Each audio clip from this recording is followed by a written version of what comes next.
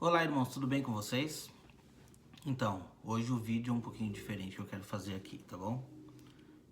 Eu tenho acompanhado que a lição da escola sabatina está tratando do livro de Hebreus. E por ser exatamente esse o livro, né, o livro ponto-chave do santuário, ele vai explicar todo o santuário, está tudo explicado ali, isso é fato. Então, se você quiser saber como funcionava o santuário, seus preceitos, as leis, os rituais, todos os utensílios, tudo está explicado ali. E melhor do que explicado, ali está dando simbolismo, o que isso simboliza hoje para nós, né? Como vocês já sabem, vocês já devem saber. Porém, eu estou analisando esta lição da escola sabatina e exatamente nesse trimestre ela começa trazendo do livro de Hebreus e pelo que eu acompanhei vem relatando assim Hebreus 1, 2, 3, 4, 5, na medida que a semana vai passando, aí pula, vai um versículo aqui, outro ali e vai um pouco para o final e traz para frente, mas o intuito eu acredito que seria trazer os capítulos, né? Vem trazendo. E por assim não ser diferente, chegamos então no capítulo 7, né? Chegamos no capítulo 7. E aqui vem falando de Melquisedeque, tipo de Cristo, sacerdócio levítico, sacerdócio de Cristo, e o sacerdote único e perfeito. Achei interessante, porque é importante que os irmãos saibam disso, porque isso aqui não é pregado nas igrejas. Não é pregado. Ah, como assim não é pregado? Nós estamos falando aqui na lição. É mesmo? Então tá, então vamos lá. Eu vou mostrar para vocês como que se faz para desvirtuar o que a palavra de Deus fala. Isso daqui não é com tom de provocação nenhuma. É para você que é sincero, está dentro da sua denominação buscando a verdade, para que você tome alento ao que você está lendo e ao que você está estudando. Qual é a sua referência para estudar a palavra de Deus? É solo a Escritura, somente a Bíblia, ou algumas interpretações, alguns livros adicionais que possam te ajudar a entender? Vamos lá. Achei interessante no dia de hoje, nós vamos estudar exatamente o dia de hoje. Que dia é hoje? Hoje que eu estou gravando aqui para vocês é 31 de janeiro, segunda-feira. Então se você estiver vendo esse vídeo depois, não tem problema. Se você tiver acesso a essa lição, você pode estudar, tá bom? Achei interessante porque ali fala do o sacerdócio de Melquisedeque. Quem é esse Melquisedeque, né? Que chegou ali, conversou com... Você sabe a história. Conversou ali com Abraão e abençoou Abraão, né? Abraão deu o dízimo de tudo. Enfim, vamos estudar então. Eu não vou pular nada do que essa lição está trazendo. Nós vamos ler exatamente o que está aqui. E depois a gente vai ir um pouquinho para a Bíblia. Vamos ver se está semelhante, se tem alguma diferença, tá ok? Então vamos lá. O título é Segundo a Ordem de Melquisedeque. Leia Gênesis 14, do 18 ao 20 e Hebreus 7, do 1 ao 3. Quem foi Melquisedeque e como ele prefigurou Jesus? Essa é uma pergunta que está ali. Então vamos respeitar o texto e vamos ler então Gênesis 14, do 18 ao 20, que diz assim, ó. 14, do 18 ao 20. Então Melquisedeque, rei de Salém, que era sacerdote de Eliom, tirou o pão e vinho e o abençoou, dizendo: Bendito seja Abraão por Eliom, possuidor dos céus e da terra. Bendito seja Eliom, ou no caso Deus, né? Essa é a tradução que eu estou usando aqui, que entregou os teus adversários em tua mão. E lhe entregou o dízimo de tudo. Né? Eu acho que é só até aí, né? Até o 20, exatamente. Eu li correto até aqui. Então, no caso, Abraão entregou o dízimo de tudo. Tá ok. Fica com esse texto aqui, a gente vai respeitar. Vamos para o Hebreus 7, do 1 ao 3. Não vai passar do 3, não pode passar do 3. Essa lição é proibido passar do 3, tá bom? Vamos lá então. 7, do 1 ao 3. Porque este Melquisedeque, rei de Salém, sacerdote do Deus Altíssimo, que saiu ao encontro de Abraão, quando voltava da matança dos reis e o abençoou, para a qual também Abraão separou o dízimo de tudo. Primeiramente se interpreta rei de justiça, depois também rei de Salém, ou seja, rei de paz. Sem pai, nem mãe, sem genealogia, que não teve princípio de dias, nem fim de existência. Entretanto, feito semelhante ao Filho de Deus, permanece sacerdócio para sempre, ou sacerdote perpetuamente, como diz algumas traduções. Tá ok? Ficou com esse texto aí, né, que é até o 3. Do 4 em diante não vai ser lido, tá? Vai passar a semana do 4 ali até o 10, esquece. Não vai ser lido durante a semana na lição. Pode procurar, procura os outros aí, você não vai achar, tá? Porque não é interessante eles mostrar esses textos para vocês. Mas nós vamos ler aqui, porque se o intuito é ler todo o capítulo, nós não vamos pular, depois a gente vai ler. Por enquanto nós vamos tratar de Melquisedeque e vamos ver o que a lição está trazendo, tá bem? Então o que diz ali? Vamos continuar após o texto, né? Melquisedeque, essa daí já é a lição, não é mais a Bíblia, tá? Melquisedeque era rei e sacerdote. Ele também era superior a Abraão, visto que esse lhe deu o dízimo. Tá correto? Corretíssimo.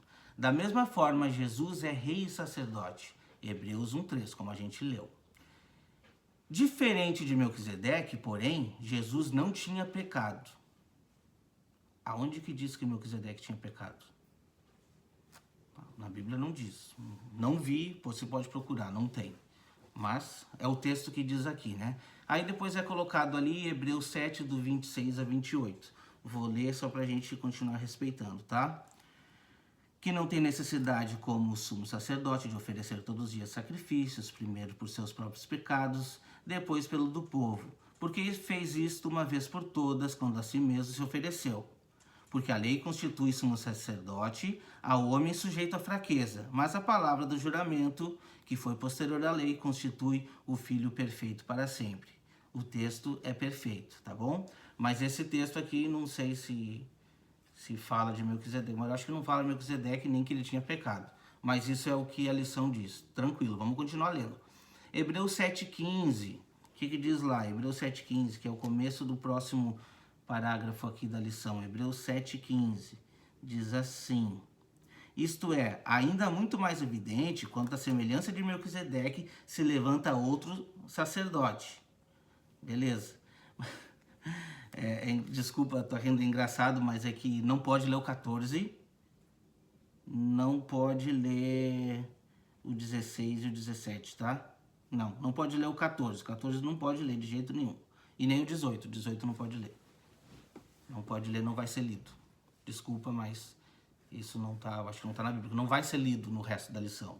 Pode procurar os outros dias, não vai ser lido, ok? Mas deixa off. Vamos continuar ali. Não quero desviar a atenção de vocês. Hebreus 7,15 explica que Jesus era sacerdote à semelhança de Melquisedeque. Isso é, o que significa a expressão anterior, segundo a ordem de Melquisedeque, Hebreus 5,6. O que diz Hebreus 5,6?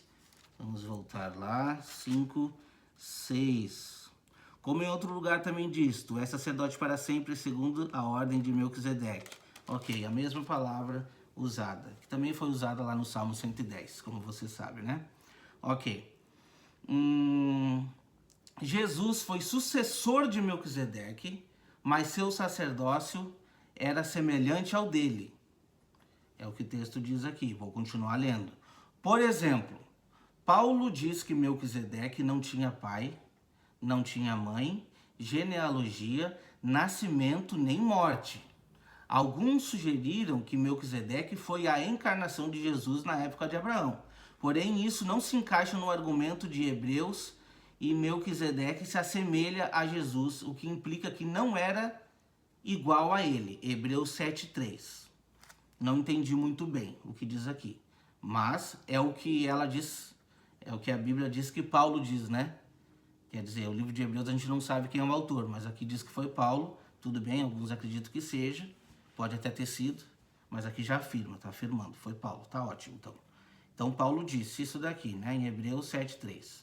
Também se sugeriu que Melquisedeque fosse um ser celestial, mas isso destruiria o argumento de Hebreus. Se Melquisedeque não teve pai, mãe, começo nem fim, ele seria o próprio Deus. Isso representa um problema. O sacerdócio celestial de Melquisedeque, totalmente divino, teria procedido o ministério de Jesus. Se fosse esse o caso, que necessidade haveria ainda de que se levantasse outro sacerdote? Hebreus 7:11.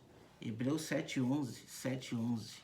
Vamos lá no 11. Se, portanto, perfeição houvera sido mediante ao sacerdócio levítico, pois nele baseado o povo recebeu a lei, que necessidade haveria ainda de que lhes levantasse outro sacerdote segundo a ordem de Melquisedeque, que não fosse contado segundo a ordem de Arão? Então tá, olha só, aqui tá dizendo, vamos tentar interpretar esse texto aqui, tá?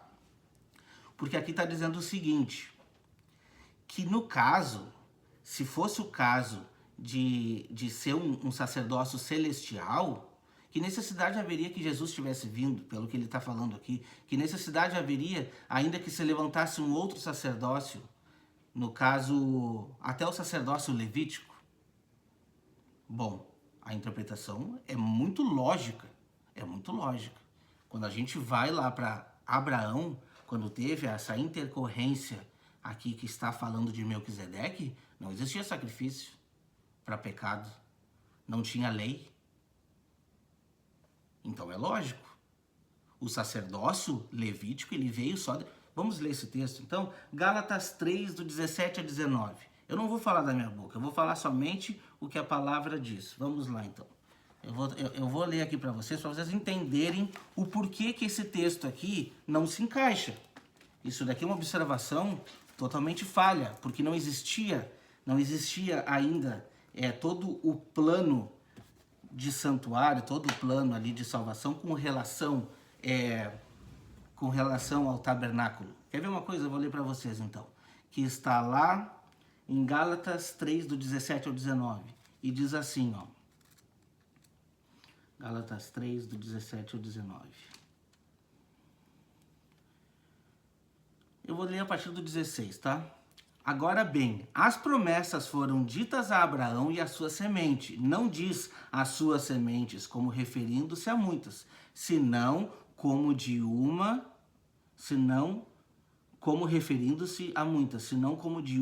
e a tua semente, a qual é Cristo. E a isto digo, a lei chegada quanto tempo depois? 430 anos depois de Abraão, não abroga um pacto previamente ratificado por Deus por invalidar a promessa. Porque se a herança provém da lei, já não provém de promessa. Porém, Deus a deu gratuitamente a Abraão por meio da promessa. Então veja, a lei do sacerdócio levítico veio 430 anos depois de Abraão. Já dá um aspecto para você entender que esse sacerdócio de Melquisedeque não tinha uma função aqui na terra. Essa foi somente uma colocação que foi feita, foi uma apresentação, e eu acredito sim, exatamente ao contrário do que a lição fala, exatamente, esse é um ser celestial. É assim como o livro de Hebreus relata. Esse não é um sacerdócio humano, não é um sacerdócio humano. Desculpa, mas não é. Não é. Até porque se você for procurar em todo o resto da Bíblia, você não vai encontrar esse sacerdócio. Até porque ele não tinha função. Qual é a função do sacerdócio enquanto a lei vem 430 anos depois e então é feito todo aquele plano de ritual, de sacrifício, como você já sabe? Qual é a função do sacerdócio? O sacerdócio tem a função de aproximar o homem a Deus, apresentar o sacrifício, a oferta pelos pecados dos homens a Deus. Essa é a função do sacerdócio. Então, se a gente entender o santuário, a gente vai entender isso. Do contrário, fica um pouco difícil. Daí acaba sendo um pouco de achismo. Beleza, vamos lá, vamos continuar. Tudo bem, talvez seja um erro de interpretação aqui, mas o texto vai continuar. Agora que eu não entendo isso que eu li, que eu já tinha lido antes, ficou um pouco forte, eu quero perguntar para vocês, tá? Hebreus usou entre aspas, o silêncio das escrituras a respeito do nascimento e da morte e genealogia de Melquisedeque para construir uma tipologia, um símbolo para o ministério sacerdotal de Cristo, que, né, como está lá em Gênesis 14, 18 a 20, falando de Melquisedeque, como a gente leu no início. E para o fato de que o próprio Jesus era eterno, Em suma, Melquisedeque foi um rei sacerdote cananeu que serviu como um tipo de Cristo. Olha só, agora ele serviu como um tipo de Cristo e, diferentemente de Jesus, a gente não tem informação de nascimento e morte dele, então a gente não pode bater o martelo. Como assim se a gente leu aqui? A gente leu que ele não tem genealogia nem contagem de dias. Só que o texto continua e infelizmente isso não é lido, né? Mas eu vou ler para vocês aqui o que está aqui em Hebreus 7. Onde é que está esse texto exatamente? Eu vou ler para vocês aqui. Ok. Hebreus 7, do 4 até o 8, mais ou menos. Aqui já vai entrar no outro assunto que eles não vão tratar nessa lição, porque não é interesse deles, que vocês saibam. Mas eu vou ler para vocês, porque eu não vou esconder. A Bíblia não esconde. A sua Bíblia não vai esconder, a lição vai. Então eu vou ter que entrar nesse assunto, vocês me desculpem. Quiser ficar bravo comigo, não tem problema. O meu intuito não é defender instituição nenhuma. Nenhuma. É a palavra de Deus. Aí se você quiser acreditar na palavra de Deus, fique com o que vai ser lido. Quer acreditar nas instituições que estão te pregando diferente? À vontade, tá bom? Vamos ler ali então o versículo 4. O título diz assim: o sacerdócio de Cristo é superior ao levítico. Tá bom? O que isso tem a ver com Melquisedeque? Vamos ler. Considerais, pois, como era grande a esse quem Abraão, patriarca, pagou o dízimo tirado dos melhores despojos. Ora, os que dentre os filhos de Levi recebem o sacerdócio têm mandamento de recolher de acordo com a lei, que veio quanto tempo? 430 anos depois, como eu li para vocês, os dízimos do povo, ou seja, dos seus irmãos. Tá vendo? Sangue, proximidade. Embora tenha sido esses descendidos de Abraão, os próprios irmãos, né, no caso, os de Levi, que tinha a ordenança de receber os dízimos, eles eram descendentes de Abraão. Até aí tá tudo certo. Por quê? Porque a promessa era feita pela descendência de Abraão e se estende até nós hoje. Continua. Entretanto, aquele cuja genealogia não se inclui entre eles, recebeu o dízimo de Abraão. Quem é esse? Que a genealogia, genética, não se inclui entre eles. Genealogia, genética, não se inclui entre eles. Recebeu o dízimo de Abraão. Quem foi esse? E abençoou o que tinha as promessas. As promessas que Abraão tinha, Melquisedeque abençoou. Versículo 7. Evidentemente, e fora de qualquer dúvida, que o inferior é abençoado pelo superior. Você está entendendo? Essa é a posição. Olha só. Aliás, aqui vem a chave para você, tá? No versículo 8. Aliás, aqui quando diz aqui no sacerdócio levítico, aqui são homens mortais os que recebem dízimos. Porém, ali, aquele que se testifica que vive. Você está entendendo de quem que está falando? E por assim dizer, também Levi, que recebeu dízimos, pagou na pessoa de Abraão. Presta atenção. Porque aquele ainda não tinha sido gerado por seu pai quando Melquisedeque saiu ao encontro deste. Do que está falando aqui, meus irmãos?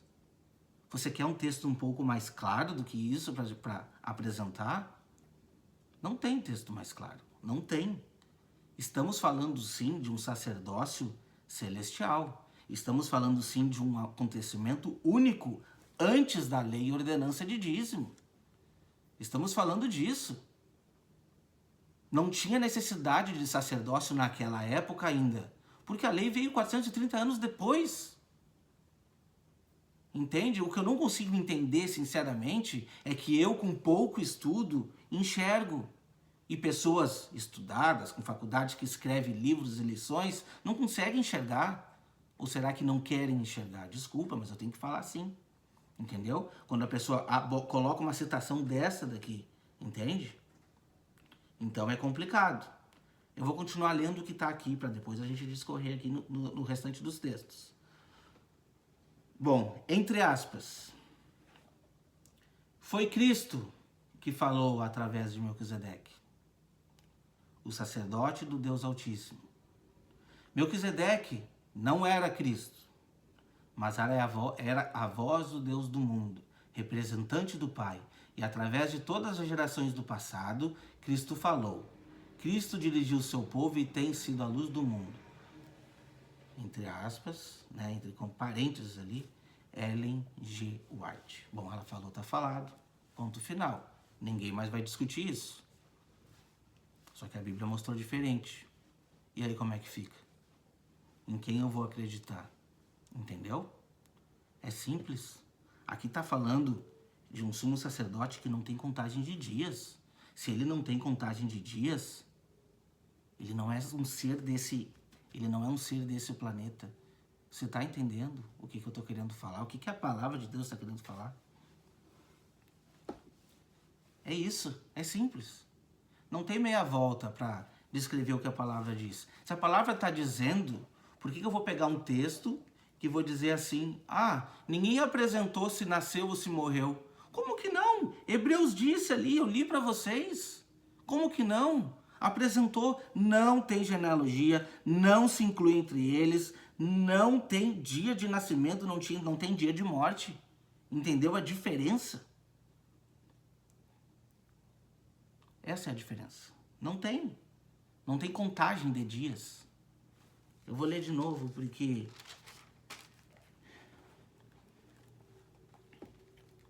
sem pai, sem mãe, sem genealogia, que não teve princípio de dias, nem fim de existência. Não tem princípio de dia, nem fim de existência. O que significa isso? Alguém que vive para sempre.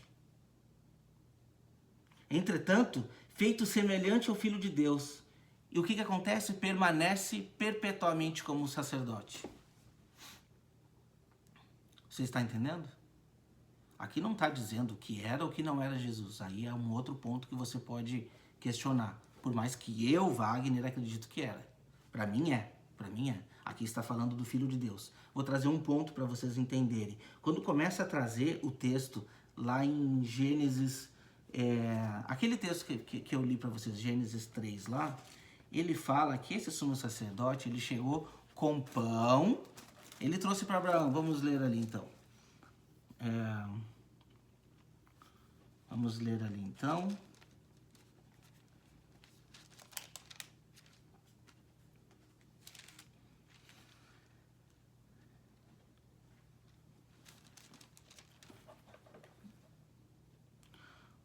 Vamos lá.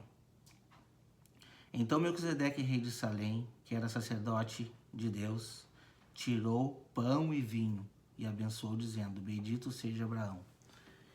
Pão e vinho. Quem é que vem representando ser o pão e o vinho?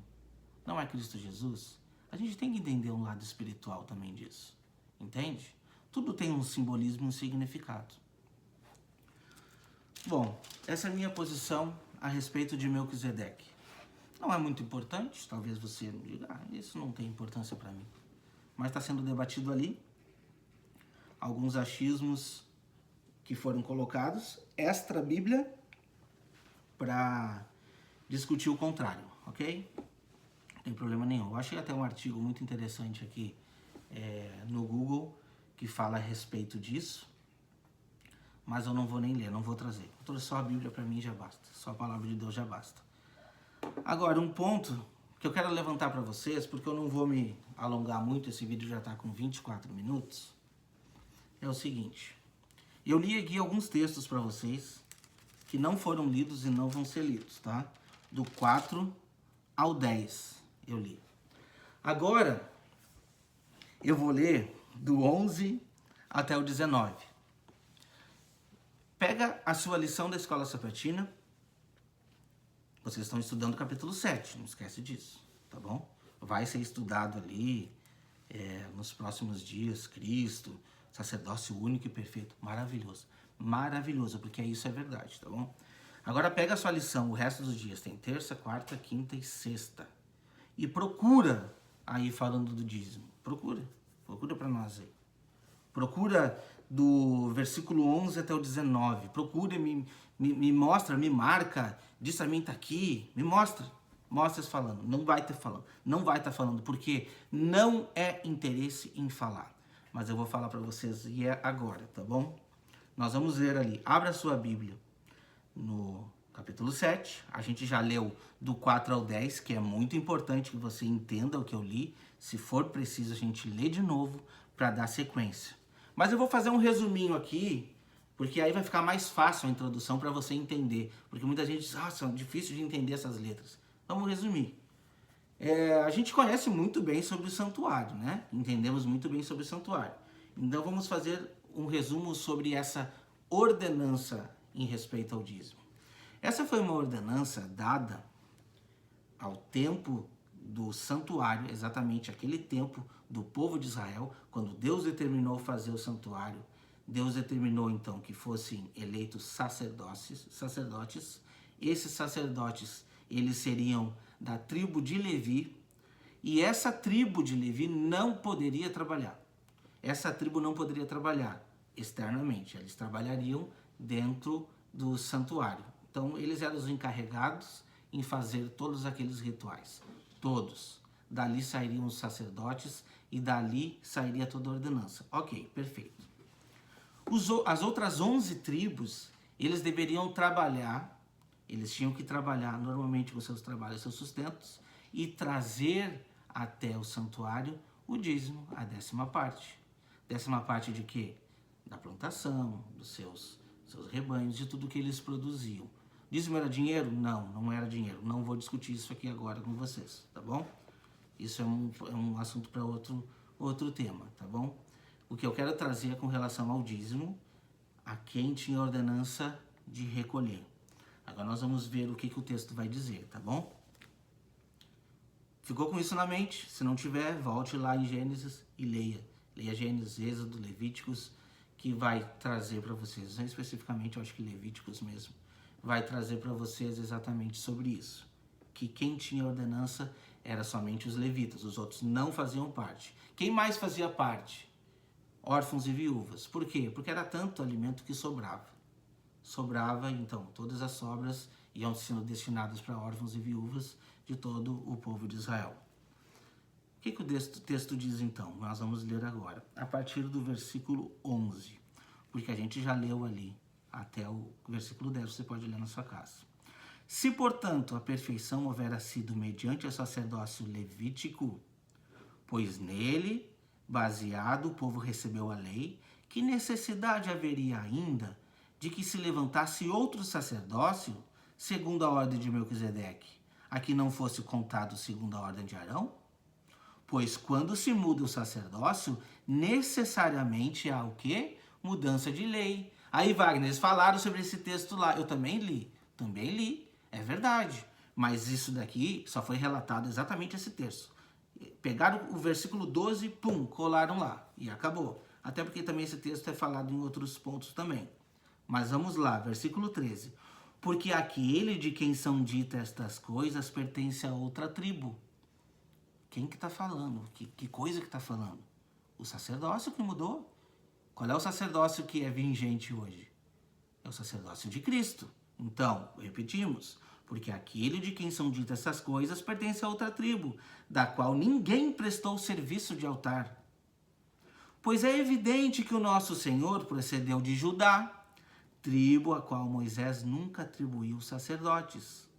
E isto é ainda mais evidente quando a semelhança de Melquisedeque se levanta outro sacerdote, constituído não conforme a lei de mandamento carnal, mas segundo o poder de vida indissolúvel. Aí eu pergunto. Jesus veio de que tribo? Não é da tribo de Judá? Não é o que o texto está falando? Então Jesus tem como recolher dízimo? Bom, o texto não disse nada até agora, então continuamos, vamos lá. Porquanto se testifica, tu, versículo 17, és sacerdote para sempre segundo a ordem de Melquisedeque. Versículo 18, portanto, por um lado se revoca a anterior ordenança por causa da sua fraqueza e inutilidade, pois a lei nunca aperfeiçoou coisa alguma, e por outro lado se introduz a esperança superior pela qual nós chegamos a Deus. 18, portanto, por um lado se revoga a anterior ordenança. 18, Portanto, por um lado, se revoga a anterior ordenança. Por quê? Por causa da sua fraqueza e inutilidade. Por que mais? Porque Cristo não provém da tribo de Levi. Ah, Wagner, mas... deixa pra lá. Ok, vou deixar pra lá. Agora você não vai se fazer a pergunta por que isso daqui não é lido? Por que não é tratado sobre isso? Por que você nunca ouviu sobre isso? É difícil, é muito complicado. Muito complicado. E aqui vai para todas as denominações. Isso aqui vai para todas as denominações que usam disso. Agora você tem que entender sobre o verdadeiro dízimo. Quando você entender sobre dízimos, transformar, esquece o dinheiro, esquece um pouco o dinheiro. Eu sei que, mas a igreja precisa sustentar, os pastores precisam viver e tal. Esquece um pouco o dinheiro. Esquece um pouco, você agora, esquece toda essa crítica também, esquece um pouco o dinheiro. E vamos entender um pouquinho do dízimo.